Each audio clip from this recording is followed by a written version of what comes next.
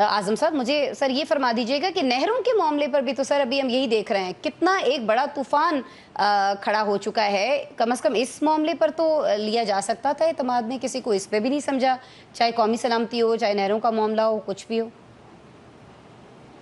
ये बड़ा एक इम्पोर्टेंट मामला है। पाकिस्तान में पहले ही हम पानी की कमी का सामना है हमें। जी सर। अब देखें, हमारा सबसे बड़ा मसला है स्टोरेज का। बिल्कुल। हमारे पास वो रिजर्व्स हैं वो हाँ। इतने नहीं है, और हमारे जो डैम्स हैं उनके अंदर सिल्ट है इस वक्त।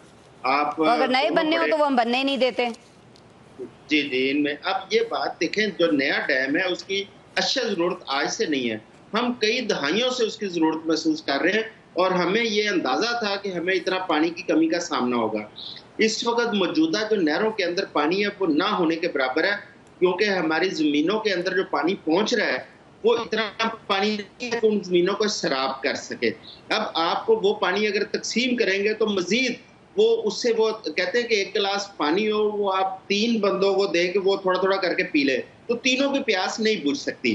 तो आपको उसके लिए कोई ना कोई मुतबादिल अरेंजमेंट करना पड़ेगा, आपको एक स्टोरेज बनानी पड़ेगी, डैम बनाना और पड़ेगा। उसके लिए अभी कौमी बयानियां आज़म साहब ज़रूरी है ना, हर ऐसे बड़े मामले के लिए। लेकिन हमें ऐसा दिखाई बिल्कुल देता है कि हुकूमत का सारा फोकस जो है वो अपना बयानिया जो है वो बनाने में और उसको लोगों के दिमागों में भरने पे है। कौमी बयानिए पे सर क्यों नहीं तवज्जो आज़म साहब?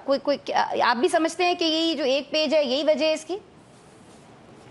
आसमा, हमने ये अभी जो देखा है, जितनी जी सर। एब्सोल्यूट पावर हम्म। उस गवर्नमेंट ने इस्तेमाल की है मुख्तलिफ कामों के लिए, जिसकी सबसे बड़ी मिसाल 26वीं आईनी तरमीम है। हम्म। अगर यही एब्सोल्यूट पावर जो है वो किसी डैम बनाने के लिए इस्तेमाल कर लेते, क्योंकि जो उस वक्त पार्टीज कालाबाग डैम की मुखालफत कर रही थी वो तो इस हुकूमत का हिस्सा है इस वक्त, चाहे ANP हो, चाहे पीपल्स पार्टी हो, चाहे कौम हम्म। की जमातें हो, वो इसी ठीक हो गया हुकूमत के सर। अंदर बैठी हैं।